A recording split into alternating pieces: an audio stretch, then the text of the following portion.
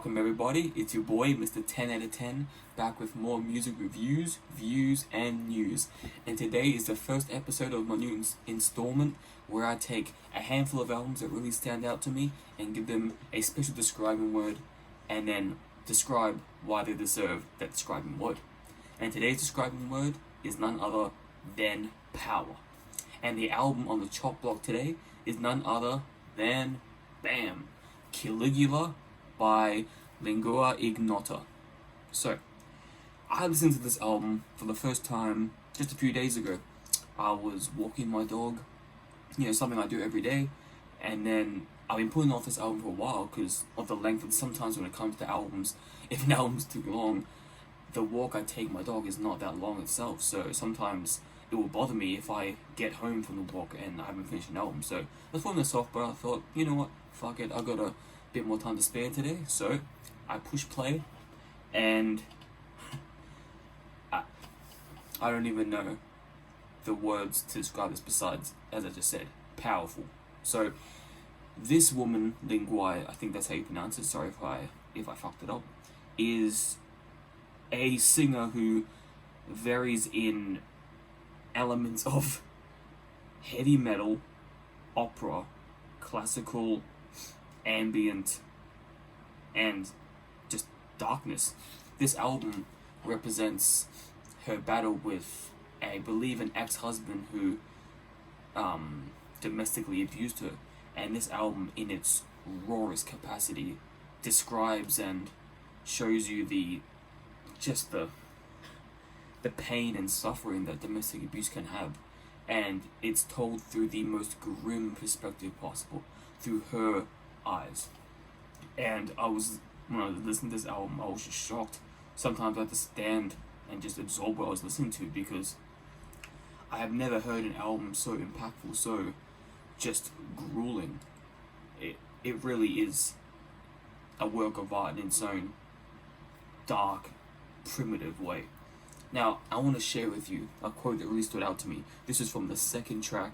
First track is an interlude, second track is the first, I feel, official track. And one of the lines that really caught up to me is, "If you rise up to heaven, I turn the sun to blind you.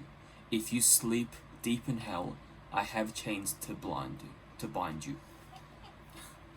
Like, she's describing how her ex-husband would control every aspect of her life, and then during the song it would start off mellow and she would be in a depressing, weak state, but then as the song goes on she starts screaming in such a scream that she puts heavy metal things to shame. I mean, it was truly a terrifying experience, and she was screaming into the microphone saying, "I can't eat, I can't sleep," and then something like, "Satan be on my side."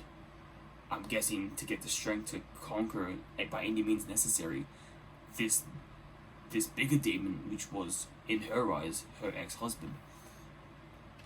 The album shows a gritty stylistic shift between soft and just heartbreakingly depressing to just this gargantuan, just this rage that would burst out. And although it may not be evenly distributed, but that's the thing, this album is not meant to be a fun, let's make a concept album. Even if this is a concept album about domestic abuse and her personal experience with it, it's not treated as such, which I think if you're going down this route anyway, that is the best route possible, because it shows the grittiness, it shows anger, and it shows how almost in a weird personality split disorder, how one moment she can be reminiscent and sad and depressed and on the verge of tears almost, and then other times she can be in her own little world and singing and trying to get her mind off it, and then other times the beast just comes out, the beast that her ex-husband made her into, and the vocals and the deep growls and the screaming and the cursing and the dark imagery represented in the words, the satanic imagery, the "I'm gonna go out by any means necessary, and I'm gonna become the bigger beast to fuck you." I'm trying to describe it the best way I can. I planned this for a few days on how I'm gonna word this video, but it's really an experience you're gonna have to hear to believe. So what I'm gonna do is I'm gonna link a description below of the full album I found on YouTube.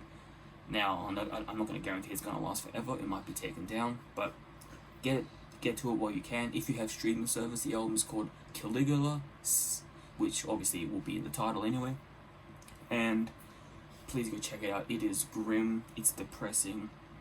It's dark. It's grimy. It's just it's like a presence. If you listen to this album, especially with good headphones, and you feel just taken away, you feel breathless, you feel scared, you feel chills, you feel all kinds of emotions, because she is putting her most detailed foot forward and just pulling no punches, taking no, there is not an ounce of sugarcoating in this album.